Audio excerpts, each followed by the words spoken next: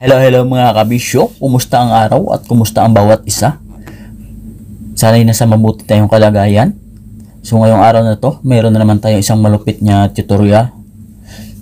Maraming nagko-comment sa atin at nagtatanong kung paano nga ba i-hide yung caller ID sa ating phone, lalo na sa mga Android.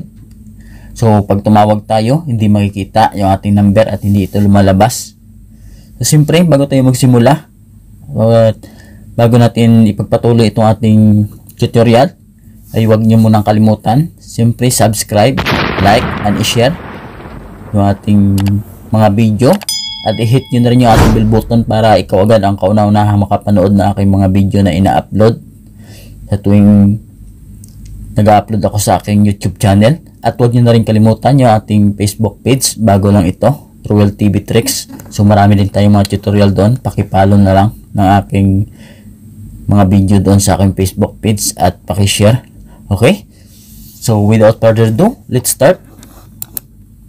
So dito tayo mga kabisyo, tuturo ko sa inyo kung paano nga ba i-hide yung ating caller ID. So punta tayo dito sa built-in na application ng ating phone, kung saan tayo tumatawag, kung saan tayo nagda-dial ng mga number. Yan, gaya dito. So dito tayo tumatawag, di ba? So ngayon punta tayo dito sa tatlong dot na to sa taas. Long dot, i-click nyo lang, tapos settings. Ayan. So pag dito na kayo sa settings, simple scroll na kayo pababa. Yung hahanapin natin mga kabisyo ay dahil ito, supplementary services. Ito mga kabisyo, tandaan nyo to. Ito lang, napakasimple lang ito. Open nyo lang yan, click nyo lang. So ngayon, dito ka na. Yung laman nitong supplementary services na to ay may nakalagay dito, show your caller ID. So yan, naka-show yan. So click nyo lang yan. Tapos kung gusto nyo at i-hide niyo yung caller ID nyo, so ilagay nyo dito sa never. Dito lang mga kabisyo, click nyo yung never na yan. So i-select nyo para pag tumawag tayo, so simply naka-hide na yung ating caller ID. Okay? So ganun lang kadali mga kabisyo. Sana nakuha nyo at napakasimpleng tutorial lang natin at napakadali. So sana nakuha natin agad yung ating mga tutorial. Okay?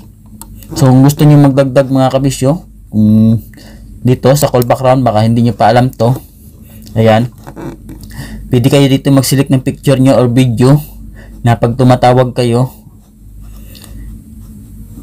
or nagre-receive ng call ay lumalabas itong background na to.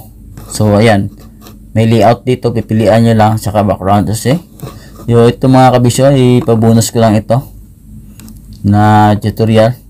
Baka hindi nyo pa alam ito na pwede tayo maglagay ng background dyan sa ating naka built-in na application sa ating phone. So ano mga kabisyo, big love shoutout pala sa inyong lahat, lalo na sa mga solid Ruel TV dyan na laging sumusuporta sa aking channel, at sa mga bagong mga viewers na naliligaw lang sa aking channel. At sana puntahan nyo rin at bisitahin yung mga dati nating mga ina-upload. Marami tayong mga tutorial doon na makapagdagdag kaalaman sa ating lahat. Okay? Keep safe and God bless you all. Bye bye. Thank you.